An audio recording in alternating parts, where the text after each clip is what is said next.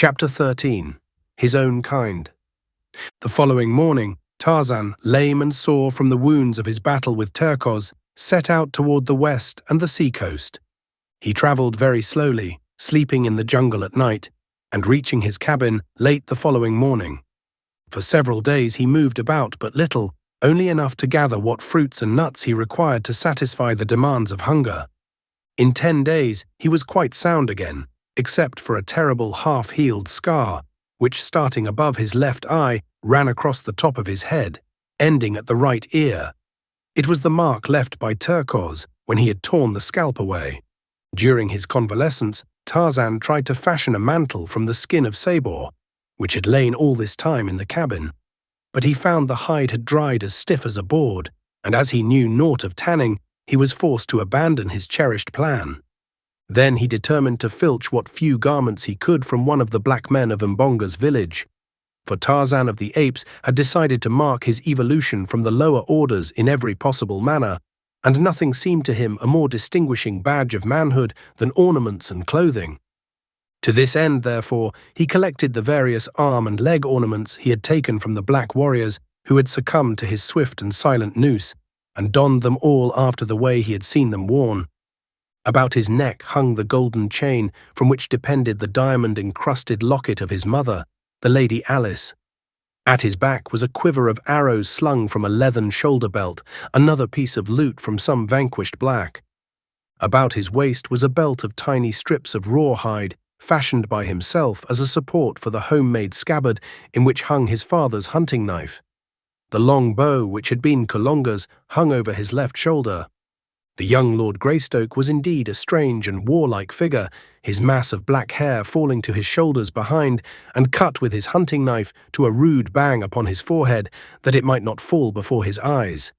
His straight and perfect figure, muscled as the best of the ancient Roman gladiators, must have been muscled, and yet with the soft and sinuous curves of a Greek god, told at a glance the wondrous combination of enormous strength with suppleness and speed. A personification was Tarzan of the Apes, of the primitive man, the hunter, the warrior. With the noble poise of his handsome head upon those broad shoulders, and the fire of life and intelligence in those fine, clear eyes, he might readily have typified some demigod of a wild and warlike, bygone people of his ancient forest. But of these things Tarzan did not think. He was worried because he had not clothing to indicate to all the jungle folks that he was a man and not an ape, and grave doubt often entered his mind as to whether he might not yet become an ape. Was not hair commencing to grow upon his face? All the apes had hair upon theirs, but the black men were entirely hairless, with very few exceptions. True, he had seen pictures in his books of men with great masses of hair upon lip and cheek and chin, but nevertheless Tarzan was afraid. Almost daily he whetted his keen knife and scraped and whittled at his young beard to eradicate this degrading emblem of apehood. And so he learned to shave, rudely and painfully, it is true, but nevertheless effectively. When he felt quite strong again, after his bloody battle with Turcos, Tarzan set off one morning towards Mbonga's village. He was moving carelessly along a winding jungle trail, instead of making his progress through the trees, when suddenly he came face to face with a black warrior. The look of surprise on the savage face was almost comical, and before Tarzan could unsling his bow, the fellow had turned and fled down the path, crying out in alarm as though to others before him. Tarzan took to the trees in pursuit, and in a few moments came in view of the men desperately striving to escape. There were 3 of them, and they were racing madly in single file through the dense undergrowth. Tarzan easily distanced them, nor did they see his silent passage above their heads, nor note the crouching figure squatted upon a low branch ahead of them, beneath which the trail led them. Tarzan let the first 2 pass beneath him, but as the third came swiftly on, the quiet noose dropped about the black throat. A quick jerk drew it taut. There was an agonized scream from the victim, and his fellows turned to see his struggling body rise as by magic slowly into the dense foliage of the trees above. With frightened shrieks, they wheeled once more and plunged on in their efforts to escape. Tarzan dispatched his prisoner quickly and silently, removed the weapons and ornaments, and, oh, the greatest joy of all, a handsome deerskin breechcloth which he quickly transferred to his own person. Now indeed was he dressed as a man should be. None there was who could now doubt his high origin. How he should have liked to have returned to the tribe to parade, before their envious gaze, this wondrous finery. Taking the body across his shoulder, he moved more slowly through the trees toward the little palisaded village, for he again needed arrows. As he approached quite close to the enclosure, he saw an excited group surrounding the two fugitives, who, trembling with fright and exhaustion, were scarce able to recount the uncanny details of their adventure. Mirando, they said, who had been ahead of them a short distance, had suddenly come screaming toward them, crying that a terrible white and naked warrior was pursuing him.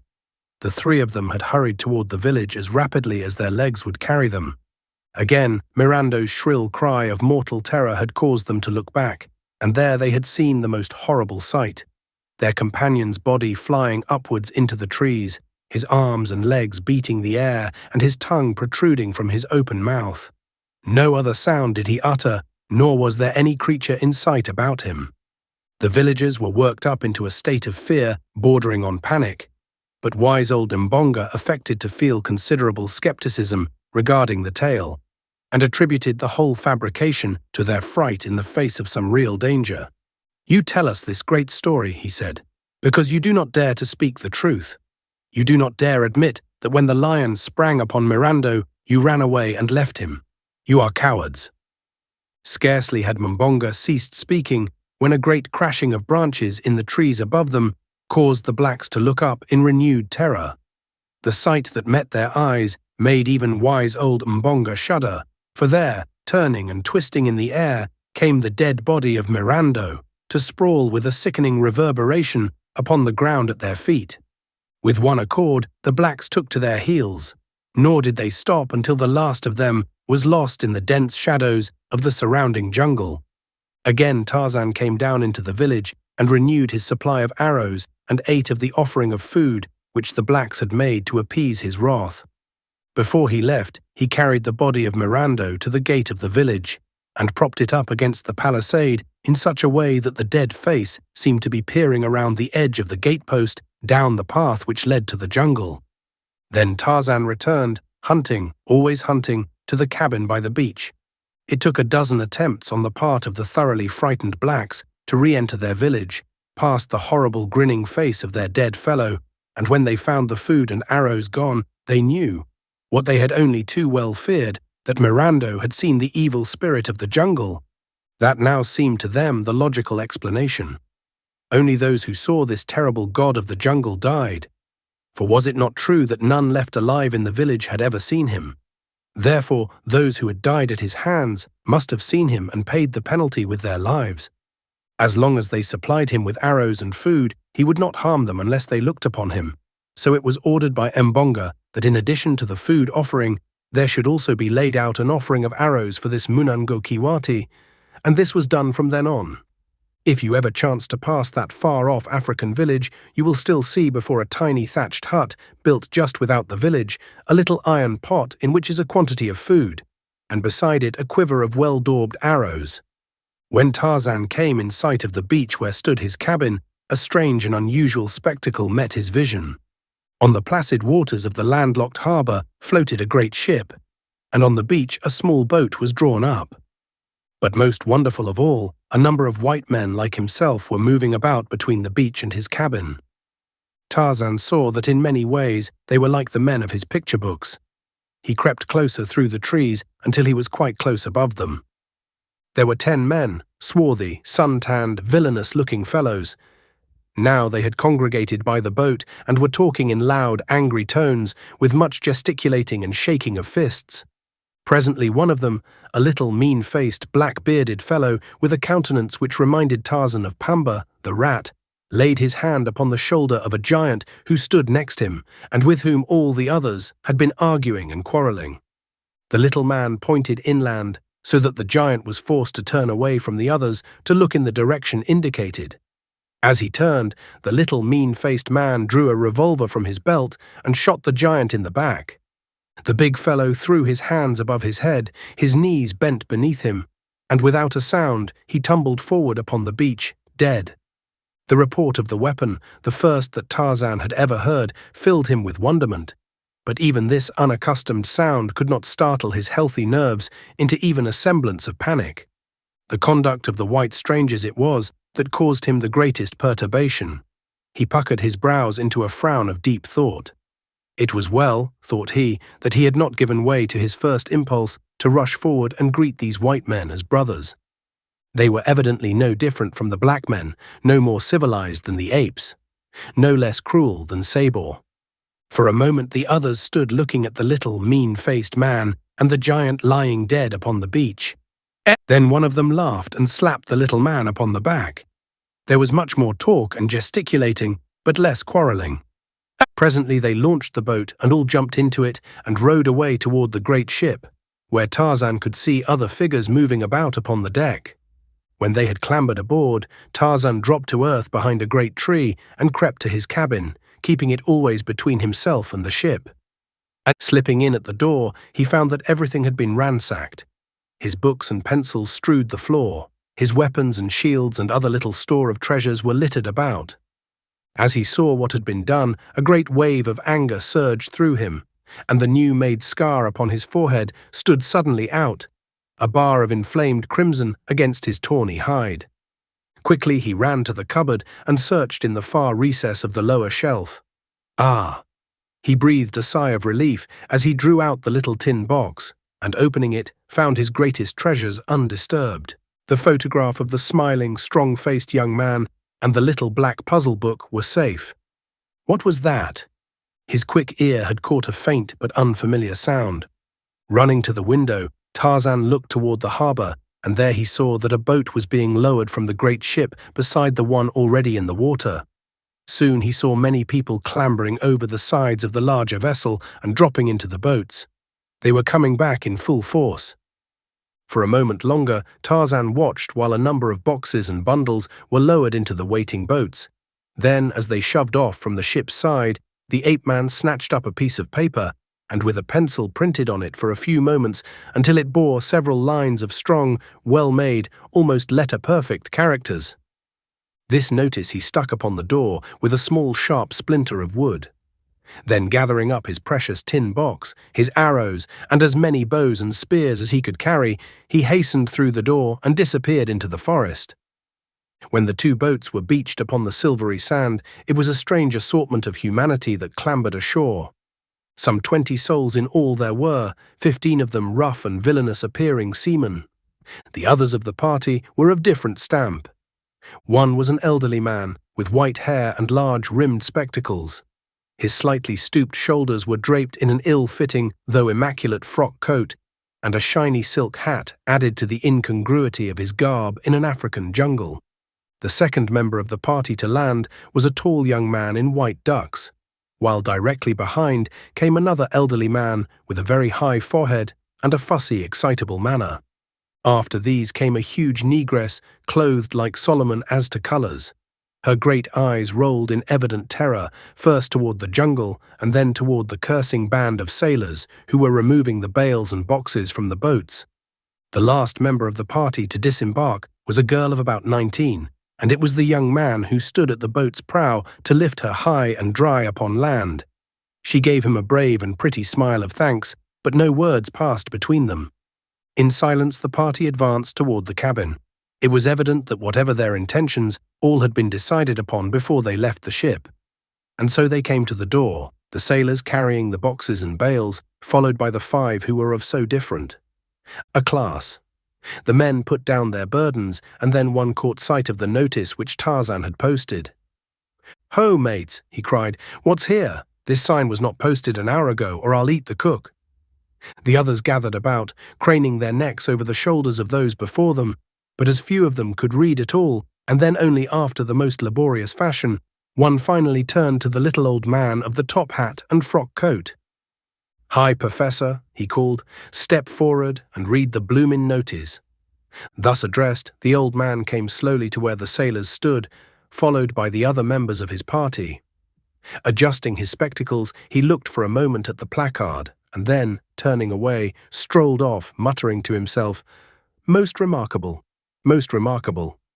"Hi, old fossil," cried the man who had first called on him for assistance. "Did you think we wanted of you to read the bloomin' notice to yourself? Come back here and read it out loud, you old barnacle."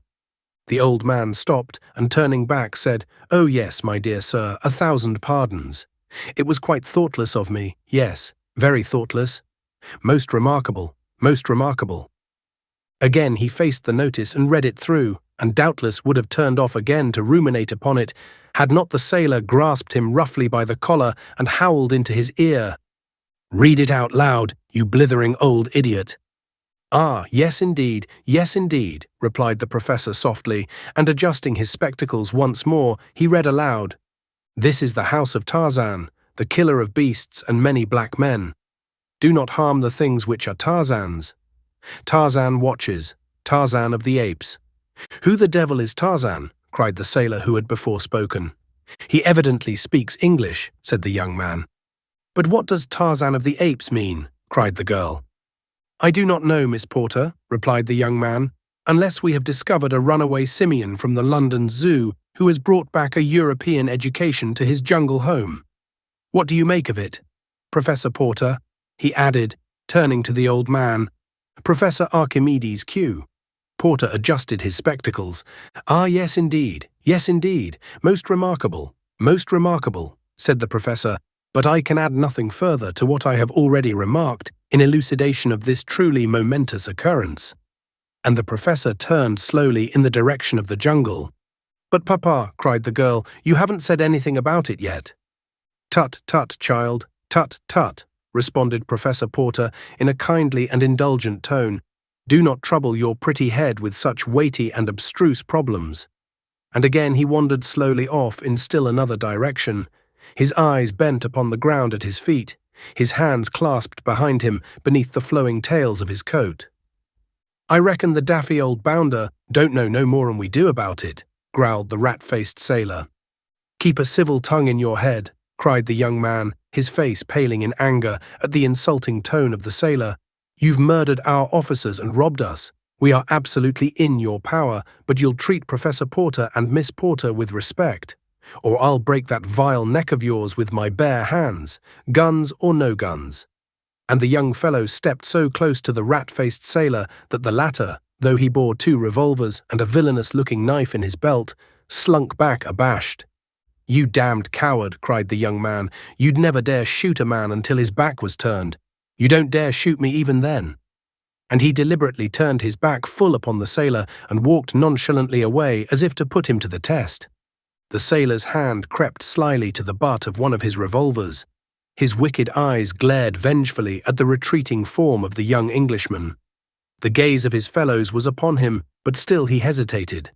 At heart, he was even a greater coward than Mr. William Cecil Clayton had imagined. 2 keen eyes had watched every move of the party from the foliage of a nearby tree. Tarzan had seen the surprise caused by his notice, and while he could understand nothing of the spoken language of these strange people, their gestures and facial expressions told him much. The act of the little rat-faced sailor in killing one of his comrades had aroused a strong dislike in Tarzan, and now that he saw him quarreling with the fine-looking young man, his animosity was still further stirred. Tarzan had never seen the effects of a firearm before, though his books had taught him something of them. But when he saw the rat-faced one fingering the butt of his revolver, he thought of the scene he had witnessed so short a time before, and naturally expected to see the young man murdered, as had been the huge sailor earlier in the day. So Tarzan fitted a poisoned arrow to his bow and drew a bead upon the rat-faced sailor. But the foliage was so thick that he soon saw the arrow would be deflected by the leaves or some small branch, and instead he launched a heavy spear from his lofty perch. Clayton had taken but a dozen steps. The rat-faced sailor had half-drawn his revolver. The other sailors stood watching the scene intently. Professor Porter had already disappeared into the jungle, whither he was being followed by the fussy Samuel T. Philander, his secretary and assistant.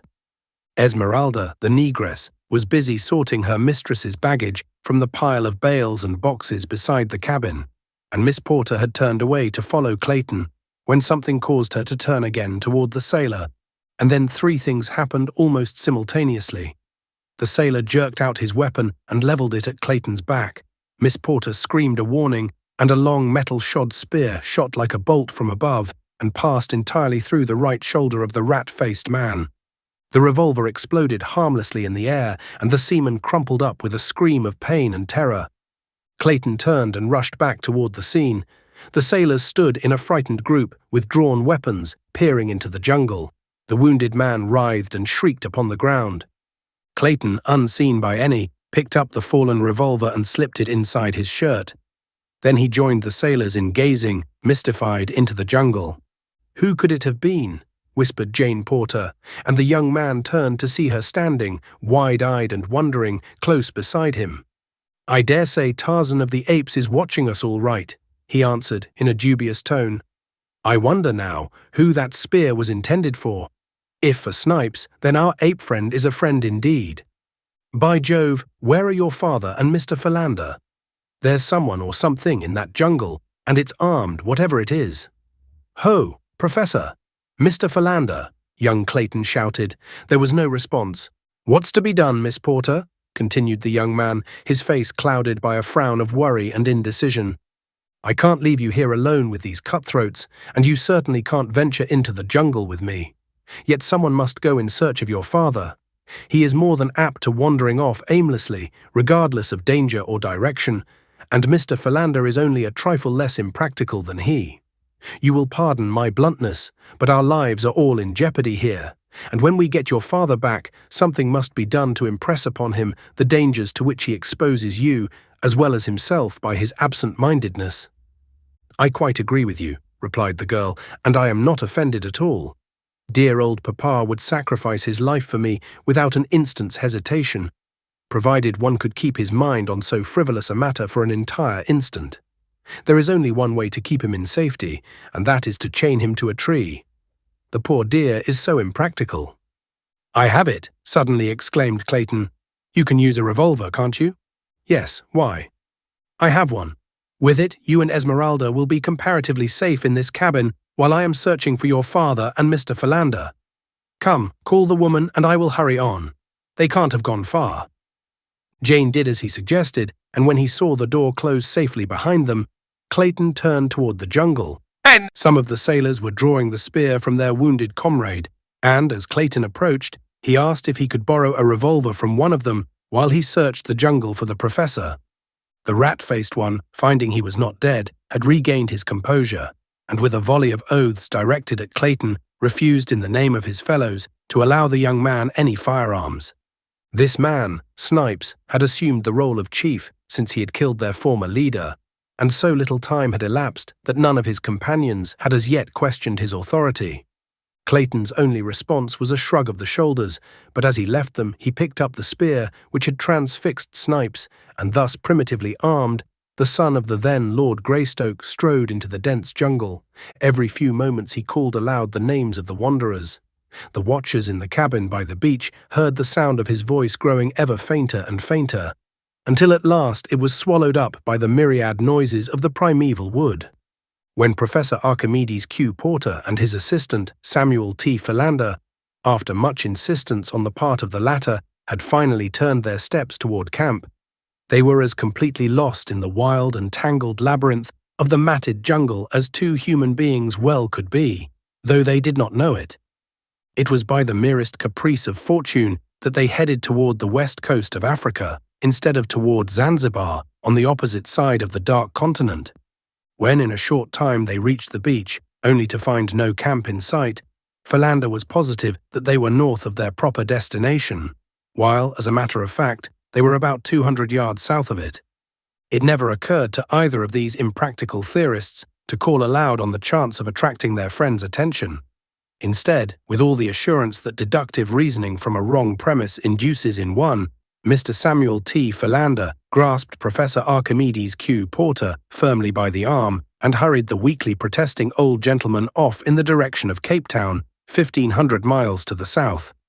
When Jane and Esmeralda found themselves safely behind the cabin door, the negress's first thought was to barricade the portal from the inside. With this idea in mind, she turned to search for some means of putting it into execution, but her first view of the interior of the cabin brought a shriek of terror to her lips, and like a frightened child, the huge woman ran to bury her face on her mistress's shoulder. Jane, turning at the cry, saw the cause of it lying prone upon the floor before them, the whitened skeleton of a man. A further glance revealed a second skeleton upon the bed.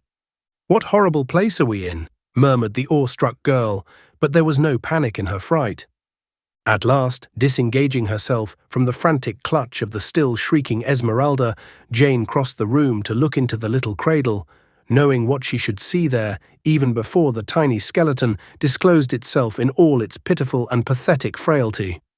What an awful tragedy these poor mute bones proclaimed. The girl shuddered at thought of the eventualities which might lie before herself and her friends in this ill-fated cabin, the haunt of mysterious, perhaps hostile beings. Quickly, with an impatient stamp of her little foot, she endeavored to shake off the gloomy forebodings, and turning to Esmeralda, bade her cease her wailing. "Stop, Esmeralda, stop it this minute," she cried. "You are only making it worse." She ended lamely, a little quiver in her own voice as she thought of the three men upon whom she depended for protection, wandering in the depth of that awful forest. Soon the girl found that the door was equipped with a heavy wooden bar upon the inside, and after several efforts, the combined strength of the two enabled them to slip it into place, the first time in 20 years. Then they sat down upon a bench with their arms about one another and waited.